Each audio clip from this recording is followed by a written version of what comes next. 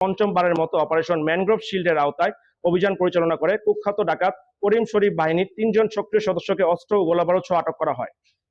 গোপন তথ্যের ভিত্তিতে জানা যায়, সুন্দরবনের কুখ্যাত ডাকাত করিম শরীফ বাহিনীর সদস্যরা বাগেরহাটের শরণখোলা থানাধীন সুন্দরবনের শেলা নদীর মোরা চানমিয়া খাল সংলগ্ন এলাকায় অবস্থান করছে। প্রাপ্ত তথ্যের ভিত্তিতে গত 13 মে 2026 বুধবার বিকাল 5টা থেকে 2 দিন ব্যাপী কোস্টগার্ড বেস মংলা এবং স্টেশন কোকিলমণি কর্তৃক উক্ত এলাকায় বিশেষ অভিযান পরিচালনা করা হয়। অভিযান চলাকালীন কোস্টগার্ডের উপস্থিতি টের পেয়ে উক্ত ডাকাত দল গুলিবর্ষণ শুরু করে। আত্মরক্ষার্থে কোস্টগার্ডও পাল্টা গুলিবর্ষণ শুরু করে। কোস্টগার্ডের তীব্র প্রতিরোধের মুখে ডাকাত দল পালানোর চেষ্টা করলে অভিযানকারী দল ধাওয়া করে করিম শরীফ বাহিনীর 3 জন সক্রিয় ডাকাত সদস্যকে আটক করতে সক্ষম হয়।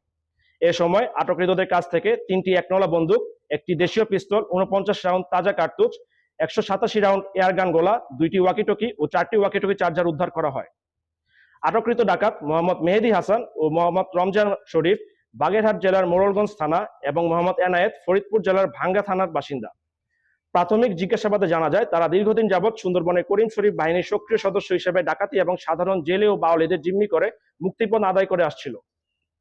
উল্লেখ্য, গত 13 মে বন বিভাগের তৎপরতা ও সহযোগিতায় করিম শরীফ বাহিনী কর্তৃক জিম্মিকৃত 4 জন জেলেকে উদ্ধার করে কোস্টগার্ডের নিকট হস্তান্তর করা হয়। জব্দকৃত অস্ত্র, গোলাবারুদ ও আটককৃত ডাকাতদের পরবর্তী আইনানুগ ব্যবস্থা গ্রহণের কার্যক্রম প্রক্রিয়াধীন রয়েছে। সুন্দরবনকে সম্পূর্ণরূপে দোষমুক্ত করতে ডাকাত ও তাদের সহযোগীদের বিরুদ্ধে কোস্টগার্ড ভবিষ্যতে এ ধরনের অভিযান অব্যাহত রাখবে।